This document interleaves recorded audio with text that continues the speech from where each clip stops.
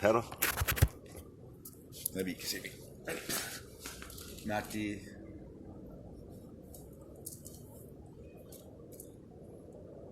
mortuary. Having a meditative session in the middle of the day. It's getting dusk on Route 66 in Glendale. Start the session here.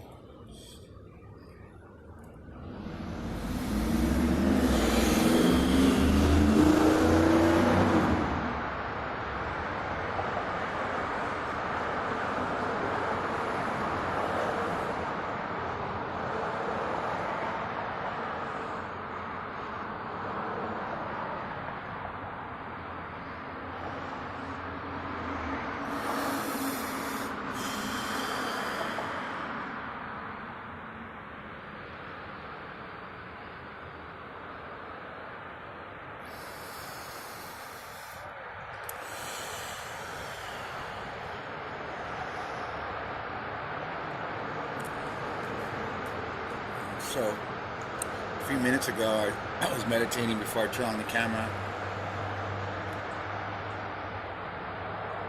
and I attempted to communicate with the spirits that are in and around this building, this mortuary, and there are spirits here, a lot of spirits. So, whenever I go to a place like this, I don't know what kind of spirits I'm looking at. I'm looking at good entities. I'm looking at bad spirits. So far, I've come to this place. I haven't run anything dark. I have not run into anything dark. I ran into a couple of smaller spirits that like to hide in the bushes out here at nighttime, kind of like corner of your eye flashes, and that's all I've gotten as far as any kind of visual around here, but I do feel them. So when I was meditating for like 20 minutes here, just a few minutes ago, I went in and I started speaking to the spirits behind me, and I wanted to see what kind of interaction I could have with them.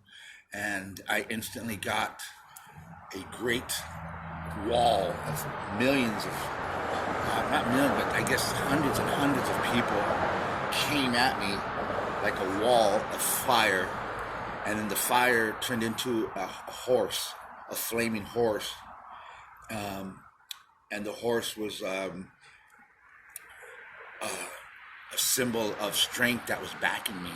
So I instantly got a sensation through my spine, all the way up my neck.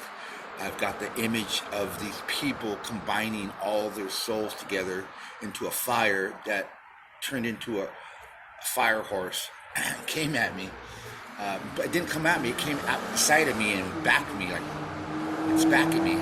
So throughout my life, when I go to places like this, I find that energies of people that have passed very easily relate to me, and then will attach to me and be a strength for me. So for me, it's not nothing to be scared of. If I was to be here at 2 a.m., which I do come here at 2 a.m. and sit here and speak like this, I don't have any problem with any of the entities that are around here.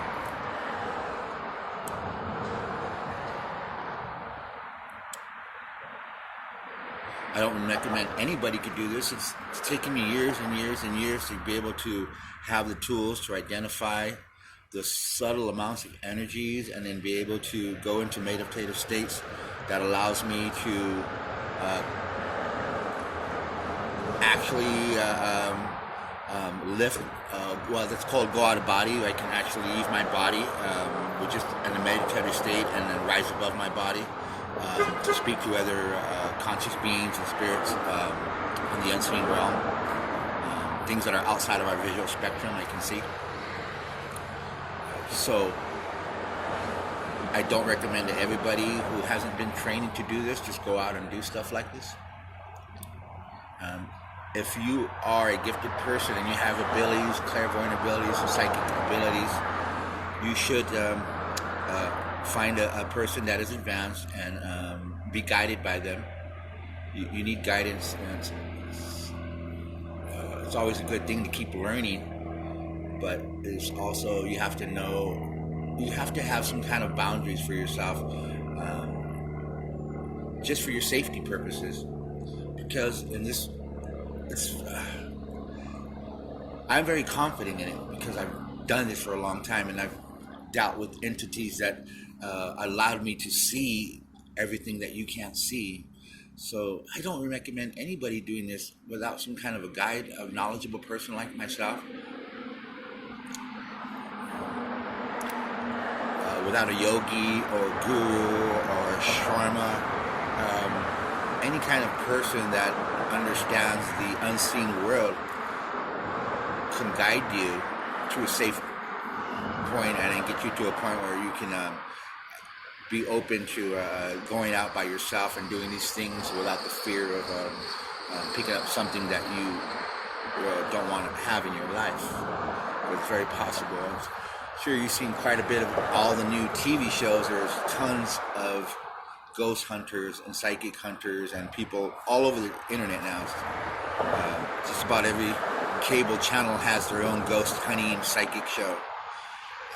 And if you watch and review all these shows, you'll see a similar occurrence where some of the better gifted psychics and these types of people are realizing when they're having entities attached to them or come home with them, or entities are just too strong to even deal with, and they know to back off or get away, or how to cut the cords between the place they went and visited the entity and then going back to their home.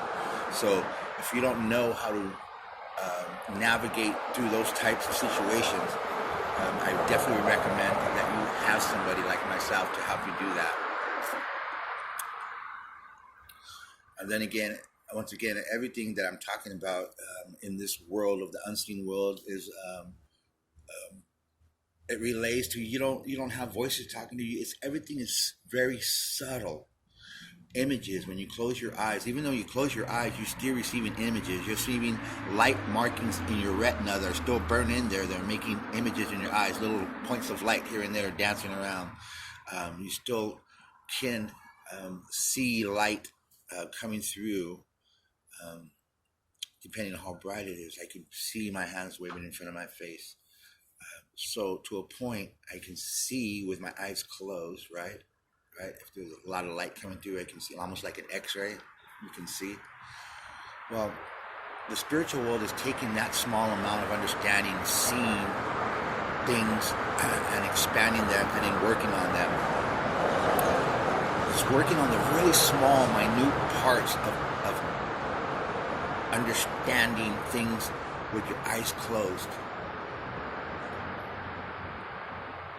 When you close your eyes, then you can get a good understanding of a different place that your mind can go to.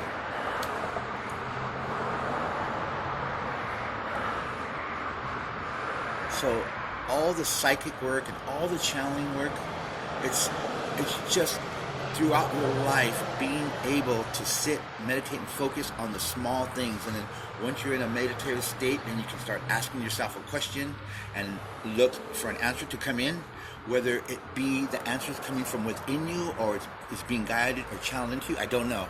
I cannot explain that. It is the Boson particle theory.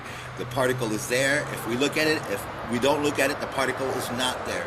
It's part of physics. I can't explain it.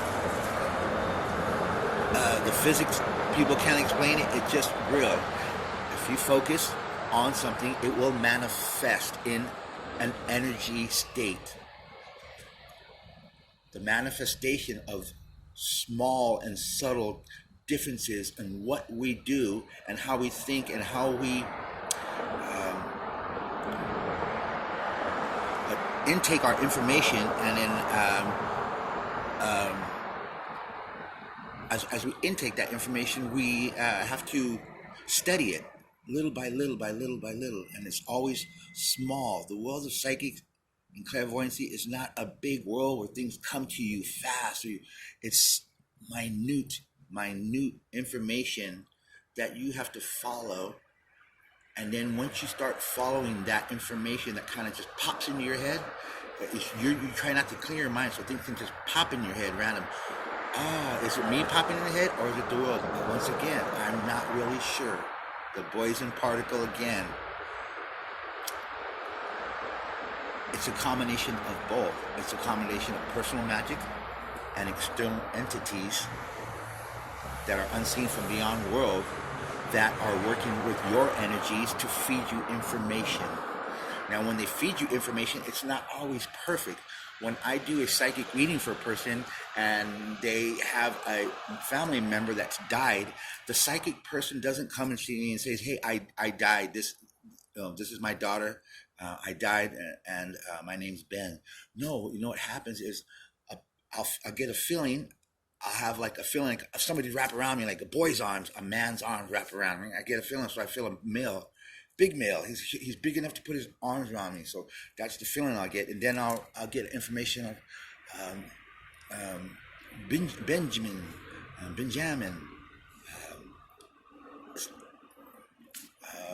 Bean, and then I have to take those three words and turn into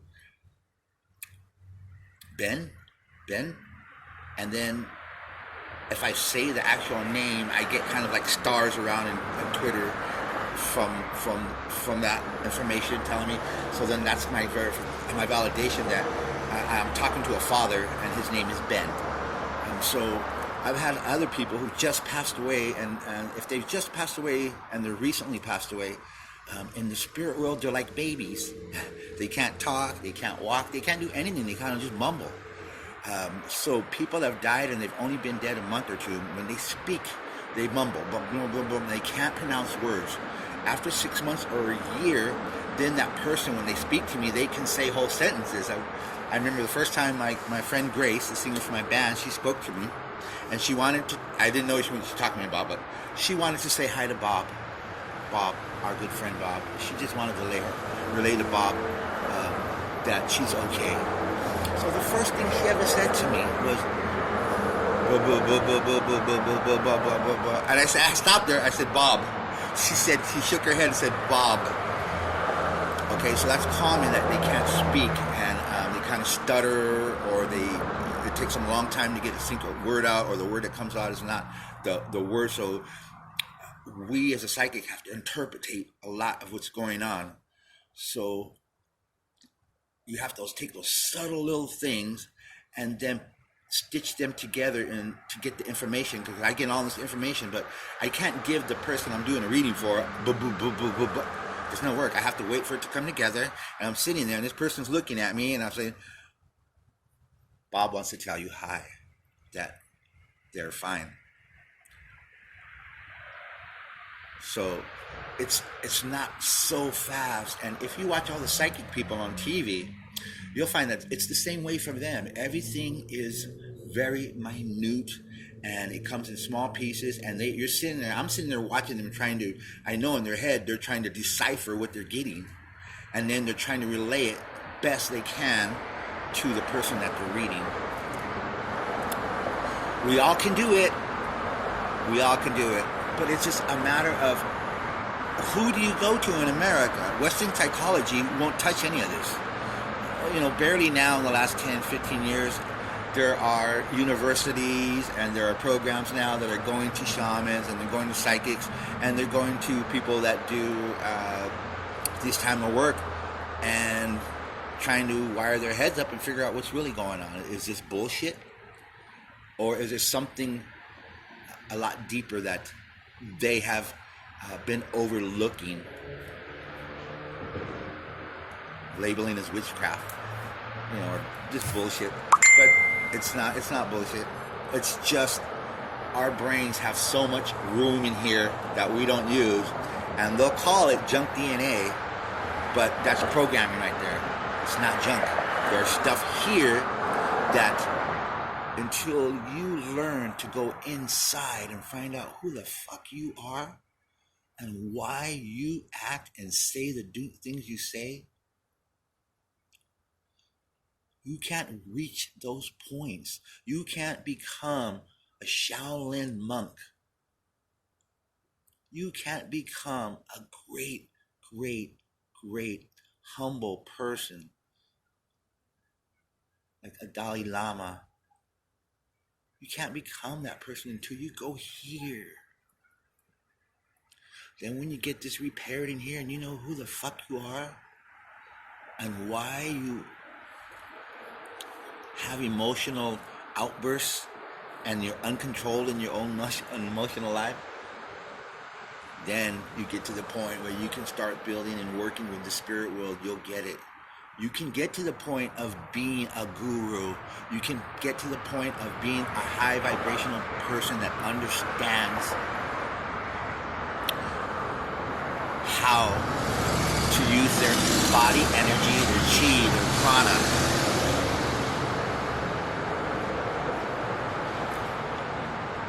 to live a joyful life and help others live a joyful life. To be in balance with nature, the spirit world, and your neighbor next door, the animals in the sky above you and below the ground. Blessings to all.